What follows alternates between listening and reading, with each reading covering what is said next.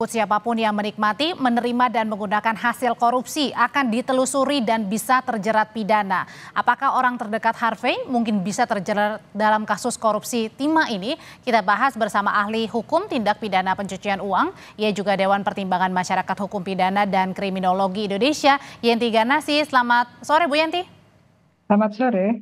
Bu Yenti, jadi apakah ada kemungkinan keluarga dari Harvey termasuk istri Sandra Dewi yang juga merupakan artis ini akan diperiksa dalam kasus korupsi timah? Ya, itu saya kira kalau ada korupsi ya, apalagi sampai 271 triliun, itu pasti harus menggunakan TPPU. Nah, ketika menggunakan TPPU itu apa?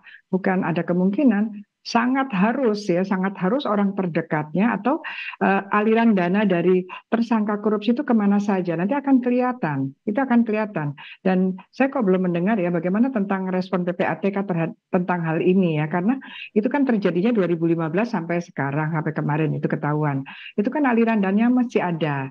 Nah ini kok belum ada. Jadi nanti bisa Kejaksaan Agung bisa langsung menanyakan kepada yang bersangkutan, yang tersangka ini, Harvey ini, berkaitan dengan rekeningnya. Nanti akan kelihatan dari rekeningnya itu dia mengirim kemana saja atau semua kegiatan-kegiatan dia yang melibatkan transaksinya. Jadi bukan hanya sekedar, kalau korupsi kemarin kan hanya sekedar mendatangi rumahnya, kemudian menggeledah dan kemudian menyita bawa sitaan. Itu korupsinya saja.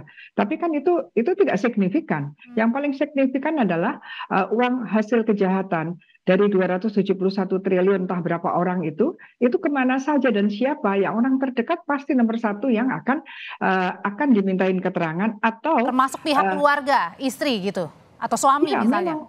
Betul, pasal 5 itu TPPU pasif itu kan kalau ada misalnya dalam hal ini tindak pidana korupsi, kemudian orang melakukan tindak pidana korupsi, kemudian orang tersangka korupsi itu akan mengalirkan kemana? Mengalirkan itu adalah tindak pidana aktif dari TPPU. Nah, kemudian ada tindak pidana pasif yaitu yang menerima. Dan siapa yang paling potensi menerima? Ya orang terdekatnya termasuk keluarganya, istri atau anaknya. Oke. Bu Yenti, ini kan perannya dari Harvey ini ibaratnya seperti maklar ya Bu ya, pihak ketiga gitu ya. Nah ini sebenarnya untuk mengatur pertambangan ilegal, meminta dana dari pihak-pihak smelter untuk kemudian dibalutnya dengan CSR. Ini sebenarnya apa sih Bu, selain tujuan pribadi untuk menguntungkan diri sendiri, sebenarnya ada lagi nggak tujuan yang ingin disasar dari para tersangka ini dengan pertambangan ilegal? Ya, ini kan harus bongkar betul ya. Ini kan sebetulnya kan pertambangan ini awalnya tidak ilegal ya. Hanya kemudian ada orang-orang tertentu bahkan menghubungi mantan direktur dan direktur yang sedang jalan itu kemudian agar memberikan peluang untuk kerjasama perusahaan-perusahaan lain ya. Dan ternyata juga perusahaan itu perusahaan-perusahaan cangkang, perusahaan-perusahaan boneka yang kemudian dengan izin itu mereka melakukan penambangan di luar kawasan yang diizinkan. Jadi perusakan lingkungan hidupnya ini juga akan menjadi masalah karena kan di luar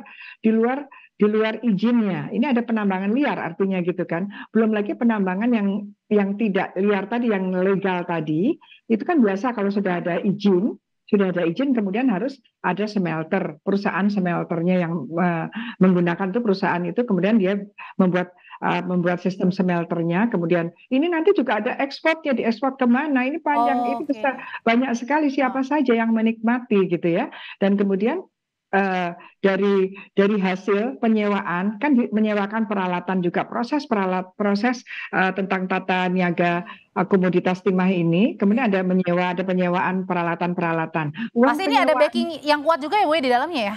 Nah itu yang menjadi pertanyaan adalah kok sekian lama kok nggak kelihatan. Ini kejahatan ini adalah kejahatan walaupun pembatasan wilayah yang lebih dari yang diizinkan. Apa iya sih nggak ketahuan gitu ya?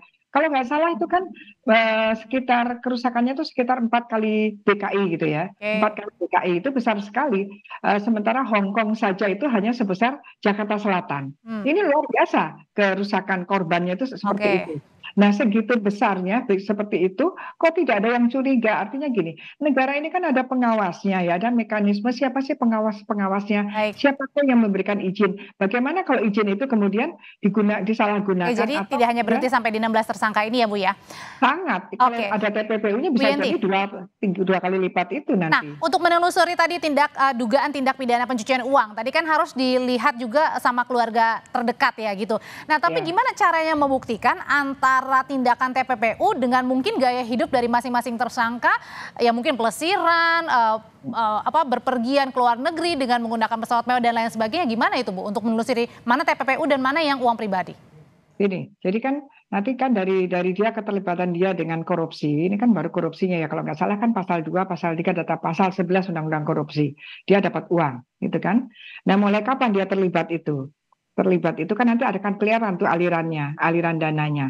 Nah, setelah dia dapat itu dia keluar, misalnya keluar untuk pelesiran, keluar untuk kalau nggak salah kan sempat membelikan, waktu itu menjadi sorotan ya, membelikan hadiah ulang tahun berupa private jet ya, Ya. untuk anak kecil. Itu kan sebetulnya sesuatu yang suspicious transaction, suspicious, sesuatu yang unusual, yang tidak biasa, yang mencurigakan gitu ya. Nah, ini kelihatannya kita harus mengedukasi masyarakat ya, jangan kita terpukau dengan istilah-istilah bahwa ada yang flexing, kemudian crazy rich dan sebagainya. Kita harus mulai peka, mungkin mekanisme tertentu peka. Ini kok kaya sekali itu dari Dari mana? mana uangnya gitu ya Bu ya? Ya, itu memang mekanisme TPPU adalah seperti itu untuk Baik. negara melakukan satu tindakan-tindakan tertentu, bisa saja undercover tindakannya. Dilihat dengan penyelidikan ini siapa, bagaimana.